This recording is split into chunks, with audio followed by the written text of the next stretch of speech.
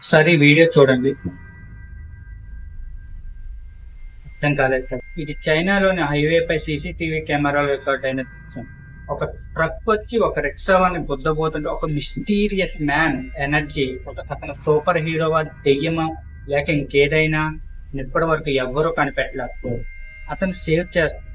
And విచిత్రంగా ఆ truck driver కిందకి దిగి అతను యాక్సిడెంట్ చేశాడా అని వెతుక్కుంటుంటాడు. కానీ అతను వేరే చోట ఉంటాడు. సో నేను మీకు ఆ వీడియో చూపిస్తాను. అదేంటో తెలిస్తే మీరు కామెంట్ చేయండి. చూడుండ్రి, బాగా చూడుండ్రి, చీకట్ల జర మస్కుంటది. అగో వెళ్ళింది కదా వ్యాను దగ్గరకు.